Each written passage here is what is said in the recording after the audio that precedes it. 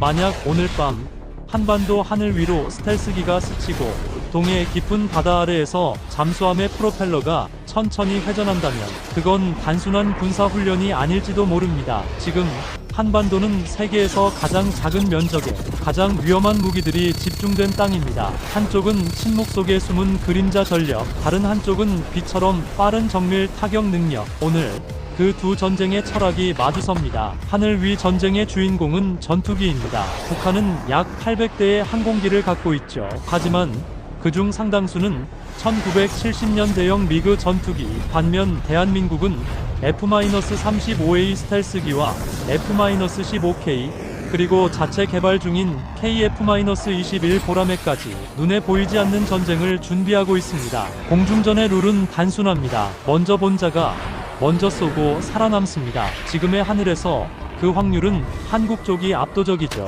이번엔 바다로 가봅시다. 북한 해군은 약 400척의 함정을 보유하고 있습니다. 하지만 대부분은 연안 방어용 고속정, 구형 잠수정입니다. 반면 대한민국은 세종대왕급 이지스함, 이순신급 구축함, 3000톤급 잠수함까지 갖춘 움직이는 바다 요새라 불리죠. 누가 바다를 지배하느냐? 그건 곧 전쟁의 호흡을 준다는 뜻입니다. 이제 하늘 끝으로 눈을 들어볼까요? 북한은 1000기 이상의 단중거리 미사일을 운용 중입니다. 그중 일부는 이미 한반도 남쪽을 향해 조준돼 있죠. 하지만 대한민국은 현무 미사일, 그리고 한미연합 미사일 방어 체계로 그 궤적을 실시간으로 추적하고 역으로 정밀 응징을 준비합니다. 만약 단 한 발이 발사된다면 그 다음 장면은 1분 안에 결정될 겁니다. 레이더가 점을 찍고 요격 미사일이 하늘을 가르며 양쪽 하늘에 불의 궤적이 교차하겠죠. 북한은 양으로, 대한민국은 질로 싸웁니다. 하지만 이 싸움의 끝은 총성보다 빠르고 생각보다 훨씬 조용하게 찾아올지도 모릅니다. 육지 전쟁터를 떠나 이번에는 해군, 공군, 미사일과 핵무기에 대하여 비교해 보겠습니다. 우선은 해군 군사력을 비교입니다. 바다에서의 전투는 땅과는 완전히 다릅니다. 우리 해군은 현대식 강력한 함대의 힘을 가지고 있습니다. 세종대왕급 이지스함은 바다의 지휘관으로 불리고 있습니다. 우리는 세종대왕급 이지스 구축함을 3척 가지고 있습니다. 세종대왕함, 율곡 2함, 서해류 성룡함이죠. 이 배 한 척의 능력이 어느 정도인지 아십니까? 동시에 1000개 이상의 표적을 추적할 수 있습니다. 뭐든지 1000km 밖에서 발견할 수 있습니다. 그리고 그 중에서 위험한 것들을 자동으로 골라내서 미사일로 요격합니다. 쉽게 말하면 이 배 한 척이 한반도 주변 바다 전체를 감시하고 지키는 움직이는 요새입니다. 이지스함에는 SM-2, SM-6 같은 장거리 미사일이 실려 있어서 북한의 미사일이 날아오면 공중에서 요격할 수 있습니다. 또 하푼 대한미사일로 적의 배를 공격할 수도 있죠. 게다가 이 배는 미국, 일본의 이지스함들과 실시간으로 정보를 주고받습니다. 우리 배가 못 본 걸 미국 배가 보고 그 정보를 즉시 공유하는 겁니다. 마치 눈이 여러 개 달린 것 같은 효과죠. 이지스함만 있는 게 아닙니다. 광개토대왕급, 충무공 이순신급 등 현대식 구축함과 호위함이 40척 가까이 됩니다. 이 배들도 각각 헬기를 실을 수 있고 대한미사일, 어뢰, 대공미사일로 무장하고 있습니다. 잠수함 바닷속에 숨은 검, 우리의 자랑 중 하나가 바로 잠수함입니다. 장보고급 잠수함이 9척, 그리고 최신형인 도산 안창호급 3000톤급 잠수함이 배치되고 있습니다. 도산 안창호급은 한국이 독자적으로 설계하고 만든 잠수함입니다. 이 잠수함은 뭐가 특별할까요? 첫째, 조용합니다. 바닷속에서 거의 소리가 안 나기 때문에 적이 찾기가 매우 어렵습니다. 둘째, 깊이 잠수할 수 있습니다. 최대 400m 이상 잠수 가능합니다. 셋째, 순항미사일을 쏠 수 있습니다. 바닷속에 숨어서 북한의 해안시설이나 미사일 기지를 타격할 수 있다는 뜻입니다. 앞으로 핵잠수함도 건조할 계획입니다. 핵잠수함은 한 번 출항하면 몇 달씩 물속에서 활동할 수 있습니다. 북한 해군 수는 많지만 낡은 함대, 대형 함정 거의 없다시피 북한은 대형 군함이 10척도 안 됩니다. 구형 소련제 프리기탄 몇 척이 있기는 한데 솔직히 말씀드리면 우리 구축함 한 척이면 북한의 대형 함정 전부를 상대할 수 있습니다. 그래서 북한은 대형 함정 전투는 아예 포기한 것 같습니다. 소형 함정과 잠수함 진짜 위협. 하지만 여기서 방심하면 안 됩니다. 북한은 작은 고속정이 400척, 잠수함이 70척입니다. 이게 진짜 위협입니다. 고속정은 어뢰정, 미사일정 등 다양합니다. 크기는 작지만 빠르고 연안의 복잡한 지형에 숨어서 기습 공격을 할 수 있습니다. 잠수함은 대부분 소형이고 노후했습니다. 하지만 바로 이게 위험한 이유입니다. 2010년 3월 26일 천안함 사건을 기억하십니까? 북한의 작은 잠수함 하나가 우리 초계함 천안함을 어뢰로 공격해서 침몰시켰습니다. 46명의 장병이 희생되었습니다. 이게 바로 비대칭 전력의 위험입니다. 작고 낡았지만 예상치 못한 곳에서 예상치 못한 공격을 할 수 있다는 거죠. 북한의 잠수함 70척이 바다 곳곳에 숨어 있다고 생각해 보십시오. 다 찾아내기가 얼마나 어렵겠습니까? 상륙함과 공기부양정. 북한은 특수부대를 실어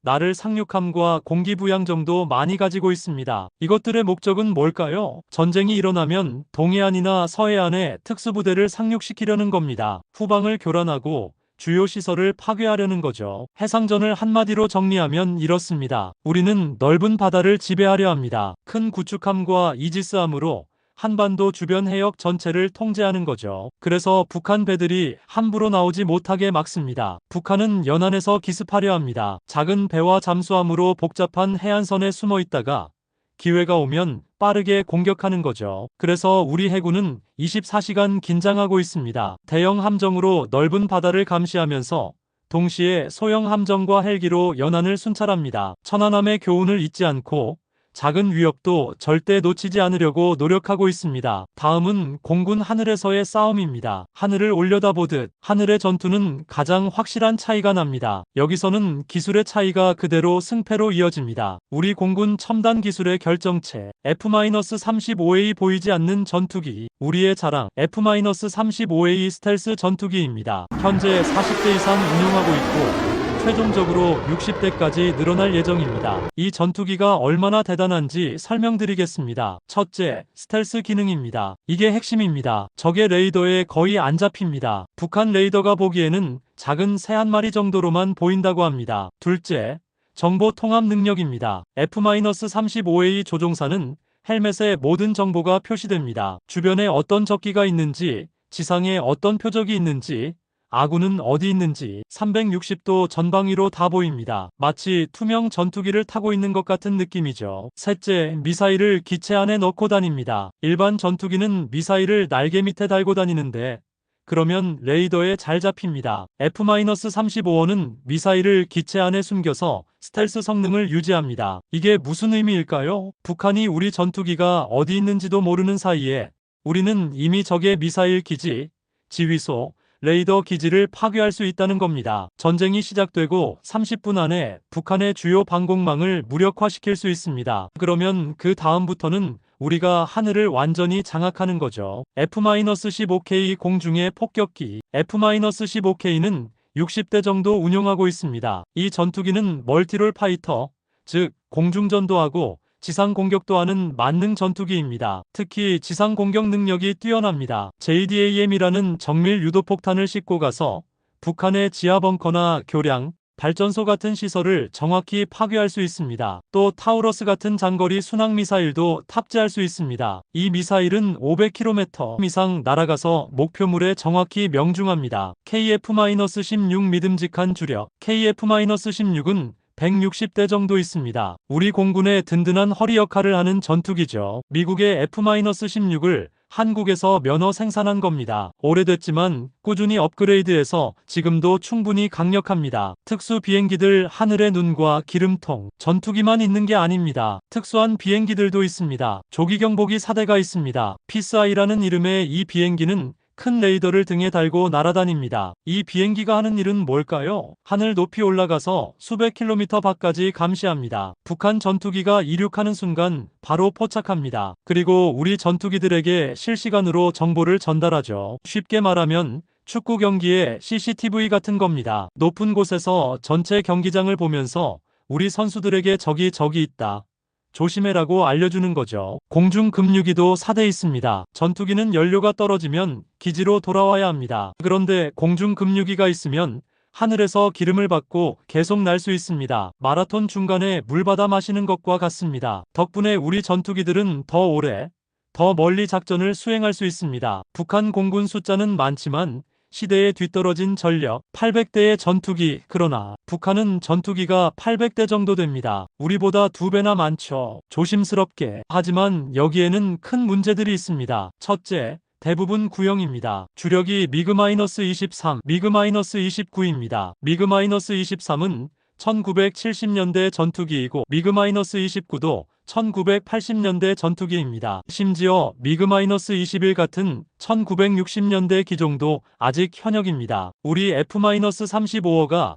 2020년대 최신 기술이라면 북한 전투기들은 우리 아버지, 할아버지 세대의 기술입니다. 둘째, 부품과 정비가 부족합니다. 전투기는 엄청나게 복잡한 기계입니다. 비행하려면 수천 개의 부품이 완벽하게 작동해야 합니다. 그런데 북한은 경제 제재로 부품을 구하기 어렵습니다. 게다가 연료도 부족해서 훈련도 제대로 못합니다. 전문가들은 북한 전투기 800대 중에서 실제로 제대로 날 수 있는 건 절반도 안 될 거라고 봅니다. 셋째, 조종사 훈련이 부족합니다. 우리 공군 조종사들은 한 해에 수백 시간씩 비행 훈련을 합니다. 미국과 함께 훈련도 하고 최신 시뮬레이터로도 연습합니다. 북한 조종사들은 연료 부족 때문에 한 해에 몇십 시간밖에 못 난다고 합니다. 실전 경험도 거의 없죠. 북한의 전략량으로 시간 벌기. 그렇다면 북한은 왜 이렇게 많은 구형 전투기를 유지할까요? 전략이 있습니다. 설령 전투기 성능이 떨어져도 800대가 한꺼번에 날아오면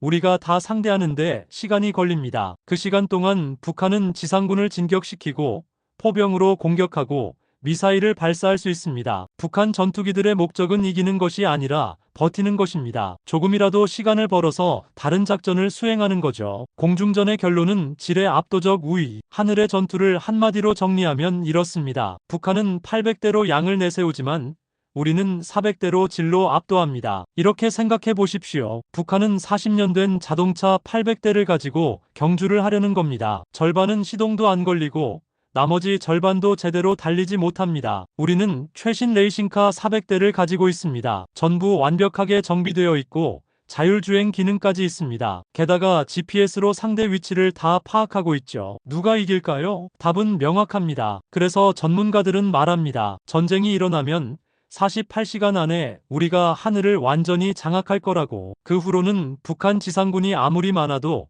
우리 전투기들의 폭격을 피할 수 없을 거라고요. 다음은 전쟁을 좌우지하는 가장 무서운 무기 핵과 미사일입니다.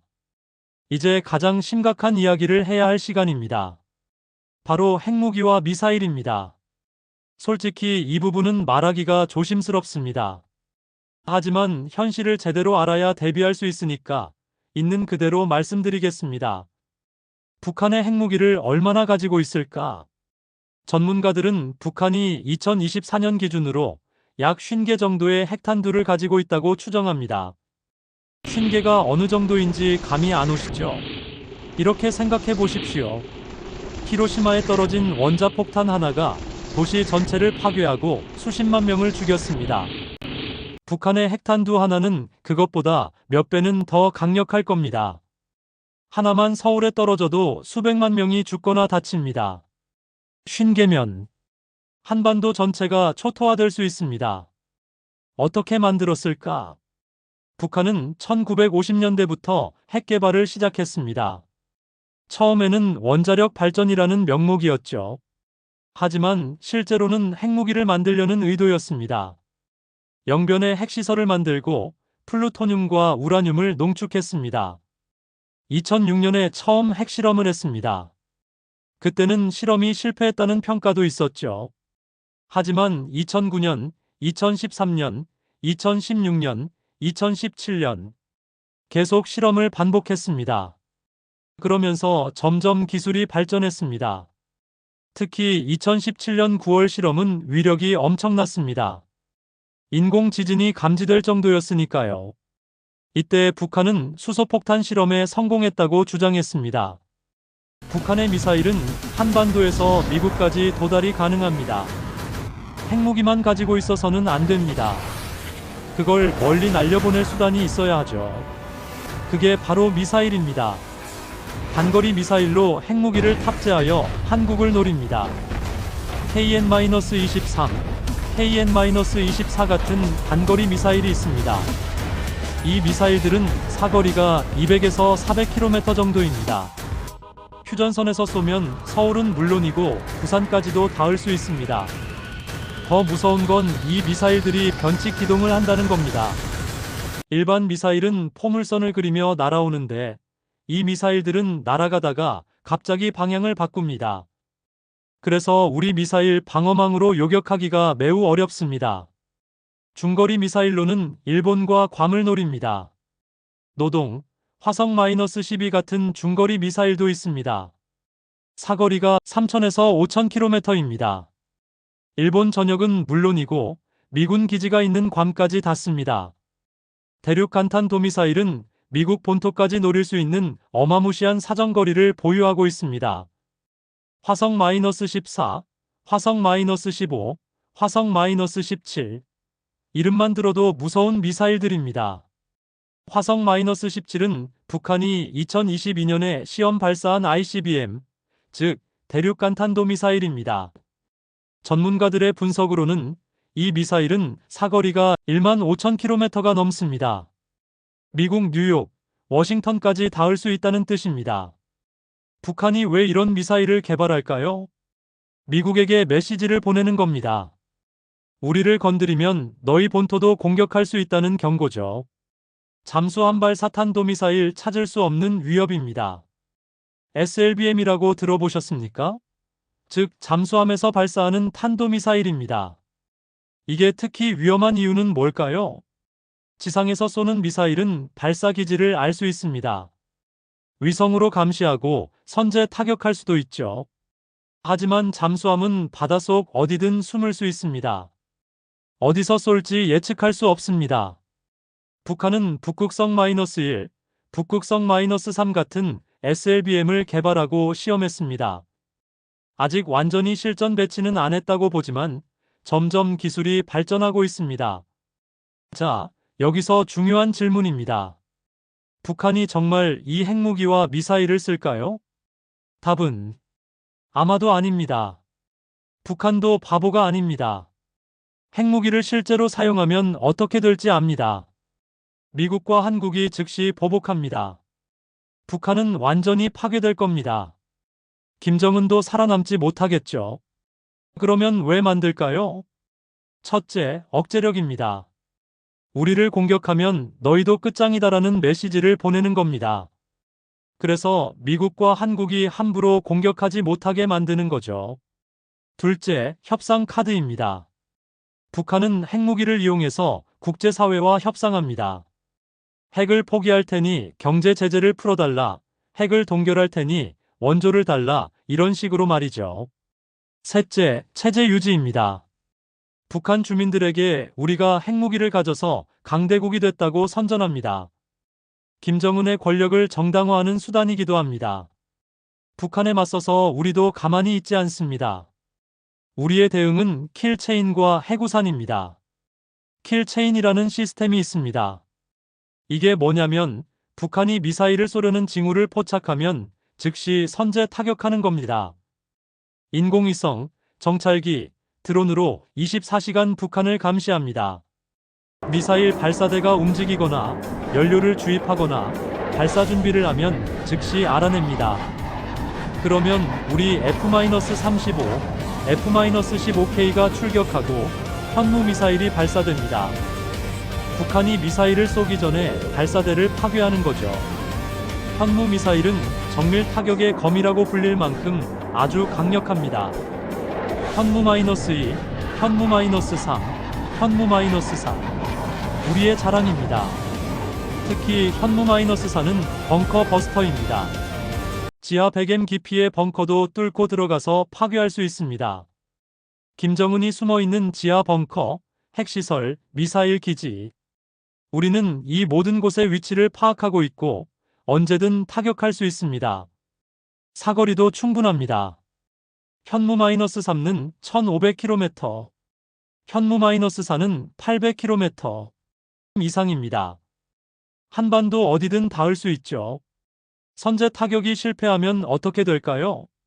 북한 미사일이 날아오면 그때는 KAMD, 한국형 미사일 방어 시스템이 작동합니다.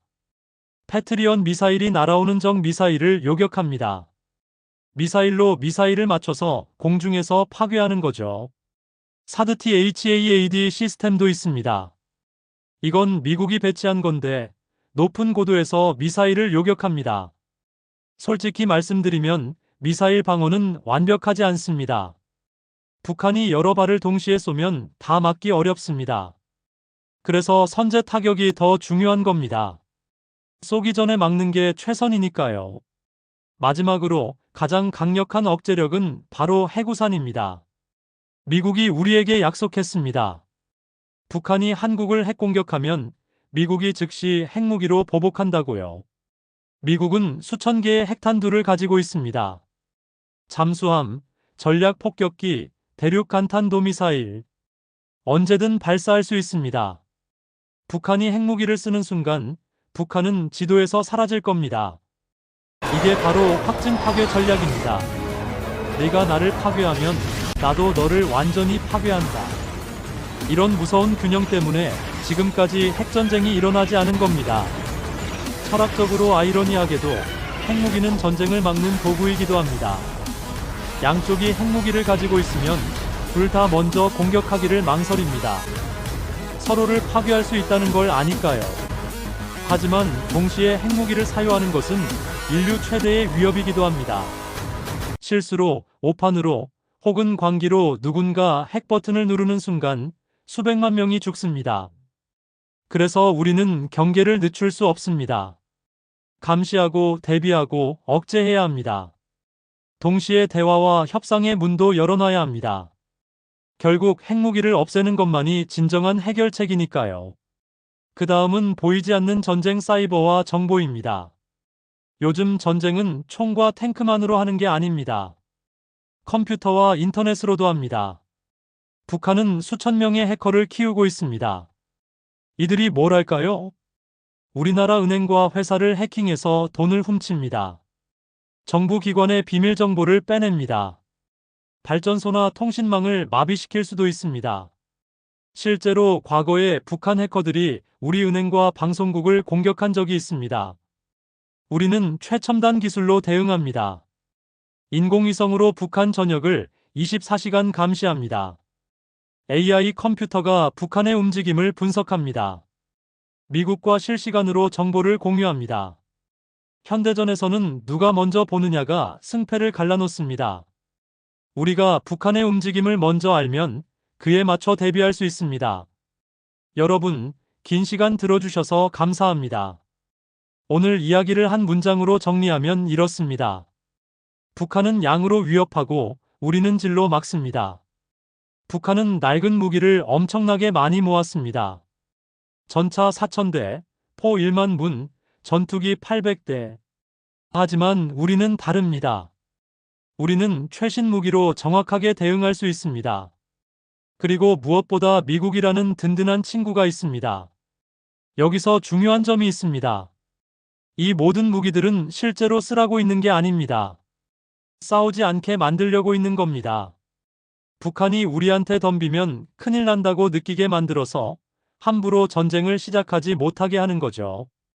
70년 넘게 한반도에서 전쟁이 일어나지 않은 이유도 바로 이것입니다.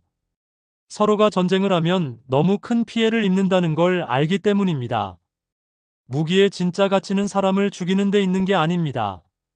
무기의 진짜 가치는 전쟁을 막고 평화를 지키는 데 있습니다. 오늘 이 이야기가 여러분께 한반도의 현실을 이해하는데 조금이나마 도움이 되었기를 바랍니다. 들어주셔서 감사합니다.